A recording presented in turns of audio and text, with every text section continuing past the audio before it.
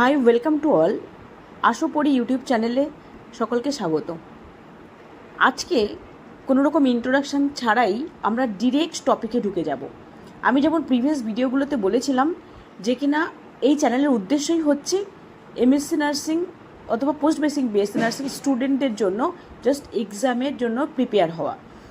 এখানে আমরা প্রিভিয়াস ইয়ারের কোয়েশ্চেনগুলো ধরে ধরে ডিসকাশন করছি, শুধুমাত্র ওই কোয়েশ্চেনের আনসার পাওয়ার জন্য নয়, ওই কোয়েশ্চেন টাইপস যেমন যে টাইপের কোয়েশ্চেনগুলো প্রিভিয়াস ইয়ারে এসেছিলো সেরকম টাইপেরই কী কোয়েশ্চেন আবার আসতে পারে সেই নিয়েই আমরা ডিসকাশন করছিলাম।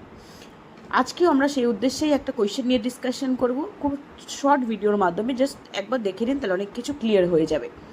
কোয়েশ্চেনটা যদি আমি বের করে থাকি, 61 নম্বর কোয়েশ্চেনটা আজকে আমরা ডিসকাশন করব। দেখুন কি আছে, which is the best index for burden of disease? Which is the best index for burden of disease? এটা আমরা পড়ার সাথে সাথে এটার আনসার তো নেট সার্চ করলেই পাওয়া যেতে পারে, বাট এটার আনসার খোঁজার সাথে সাথে আমরা অন্যান্য যে টার্মগুলো রয়েছে সেগুলো নিয়েও কিন্তু পড়ে ফেলবো। Which is the best index for burden of disease? দেখে নিন, এবার আমরা আনসারটা বের করি।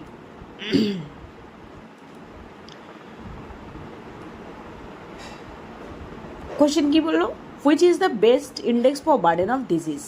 এখানে অপশানস রয়েছে অনেকগুলি। প্রথম অপশন হচ্ছে case fatality rate, disability adjusted life years, dependency ratio, morbidity rate.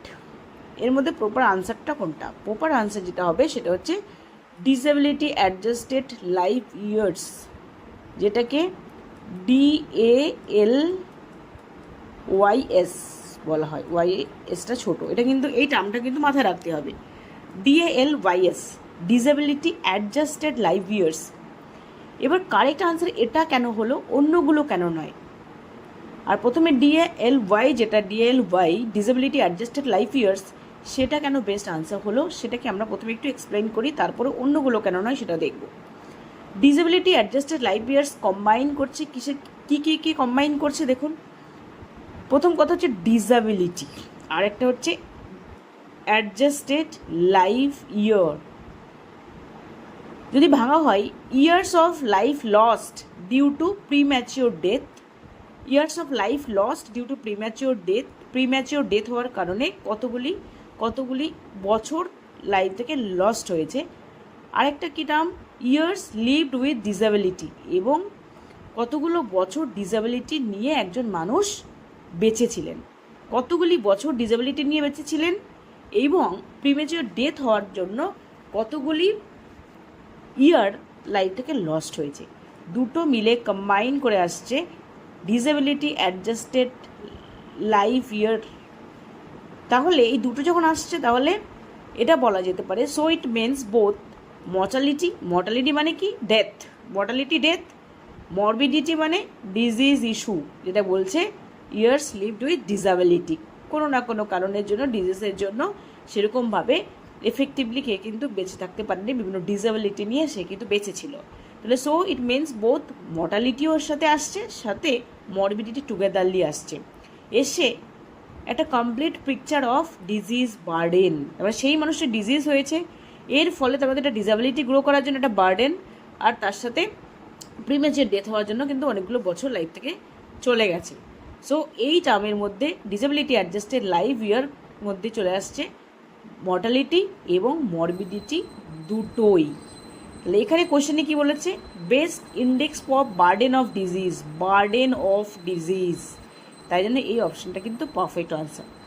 অন্যগুলো কেন নেই? প্রথম অপশানটা যদি বলি কেস ফার্টালিটি রেট, এই কেস ফার্টালিটি রেট দিয়ে বোঝাচ্ছে কেবলমাত্র সিভিয়ারিটি, যেটা রিস্ক অফ ডেথ এমন কেসেস।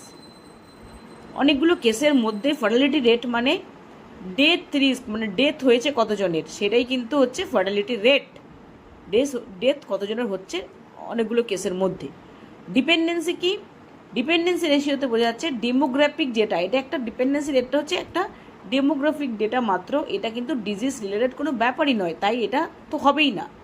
মরবিডিটিটা কি, ওটা শো করে just illness but ignores death, death নিয়ে কিন্তু এর কোনো ব্যাপার নেই, জাস্ট ইলনেস। মরবিডিটি মানেই হচ্ছে ইলনেস, ডিপেন্ডেন্সি হচ্ছে একটা ডেমোগ্রাফিক ডেটা, ডিজিজ রিলেটেড নয়। কেস ফার্টিলিটি রেট মানে হচ্ছে সেক্ষেত্রে বোঝায় ডেথ রিগার্ডিং ডেথ অনলি, তাই সিভিয়ার কেস অথবা রিগার্ডিং ডেথ অনলি বোঝায়। তাই শুধুমাত্র disability adjusted life years, disability adjusted life years বলতে যেটা কি বলছে ডেলি, এটাতে ডেথও আসছে সাথে ডিসএবিলিটিও আসছে।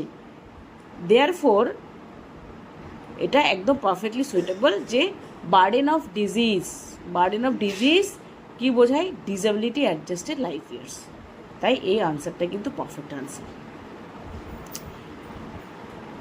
যদি আপনাদের ভালো লেগে থাকে এক্সপ্লেনেশনটা, ডেফিনেটলি এক্সপেক্ট করবো যে একটা লাইক করবেন, আর চ্যানেলে নতুন হয়ে থাকলে চ্যানেলটা সাবস্ক্রাইব করবেন, কেননা এরকম অনেক অনেক কোয়েশ্চেন নিয়ে কিন্তু ডিসকাশন চলবে। ভালো থাকবেন সবাই, বাই, নেক্সট দেখা হবে নেক্সট ভিডিওতে।